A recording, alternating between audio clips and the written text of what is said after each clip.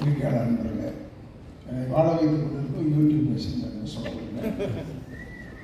இடத்தை எழுதியிருக்கும் நிர்வாகத்திற்கு சேர்ந்தவர்கள், மேலும் இந்த படத்தை நடித்த அன்பு சகோதரர் சிவலிங்கருக்கும், மேலும் எனக்கு தெரிந்த ராமநாதன் மாமா வந்திருக்காரு, ப்ரொடியூசர் கவுன்சில் தலைவர்,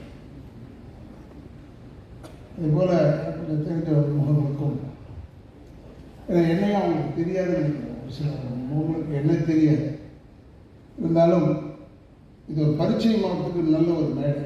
அதற்காகத்தான் நானும் வந்தேன். ஏன்னா சகோதரர் ரவிச்சந்திரன் வந்து எனக்கு நீண்ட நாள் நண்பர், எனக்கு அவரை ரொம்ப பிடிக்கும். அதே மாதிரி நிக்கில் சத்யா எனக்கு ரொம்ப பிடிக்கும். திடீர்னு ஃபோன் போடுவான், ஆனால் என் படத்தில் ஒரு நடிக்கிறீங்கன்னு சும்மா பொய்யா சொல்லுவான். சொல்லிவிட்டு தமாஷ் பண்ணிட்டு வச்சுருப்பான். நான் வெளியூரில் இருந்தேன், சொன்னேன் நான் வெளியூரில் இருக்கிறேன். நல்ல பிள்ளை. அவங்க வந்து இப்போ பேசும்போது எனக்கு ஒரு பண கஷ்டம் வந்தது அப்படின்னு சொல்லும்போது எனக்கு ரொம்ப மன கஷ்டமாயிடுச்சு. எதுக்காக சொல்கிறேன்னா, நல்ல உழைப்பாளர்.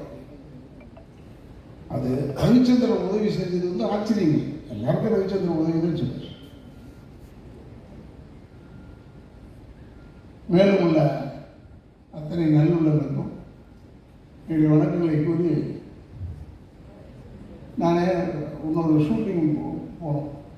இப்போல்லாம் அத்தியாவ நடிகர் பாரு உடனே ஷூட்டிங் போகணும்னு சொல்கிறேன். உண்மையிலே எனக்கு எப்பயோ வருது ஷூட்டிங், அதை கெடுத்துக்க கூடாது தானே.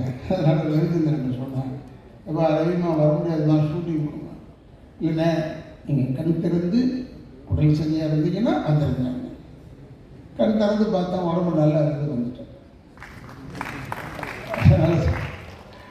மேலும் சத்தியம் தேவைன்னு சொன்னார். நானும் பார்க்க ரொம்ப நாள் ஆச்சு சத்தியம் கேட்டுறேன். ஏன்னா நான் காலேஜ் படித்தது நியூ காலேஜ், அதனால் அடிக்கடி வருவோம். இல்லை அப்போ மேனேஜர் ஒருத்தர் இருந்தார். நியூ காலேஜ்லேருந்து வந்தால் நாங்கள் கேட்குற விதம் தான் தெரியுமே, எங்களுக்கு டிக்கெட் வேணும்னு அன்பாக கேட்போம். உடனே கொடுத்துருவாங்க. ஏன்னா நாங்கள் உள்ளே இருந்தால் தான் தேட்டரில் பார்த்த மாதிரி இருக்கும் இந்த அரங்கம். அப்படிப்பட்ட சத்தியம் தேட்டருக்கு நான் அழைச்சதுக்கு ரவிச்சந்திரனுக்கு நன்றியை சொல்லி, இங்கே வந்து தான் பார்த்தா இந்த நிகில் சத்தியாவும் இருப்பாங்க. ஏன் கூப்பிடுன்னு எனக்கு தெரியல. இப்போ சகோதரர் ரவிச்சந்திரன் அவர்கள் கொஞ்சம் திருமணமானவர்கள் சொன்னாங்க. எனக்கு தெரிஞ்ச எங்கள் குடும்பத்தை சேர்ந்த ஆளுக்கு இவருக்கும் திருமணம் நடந்தது.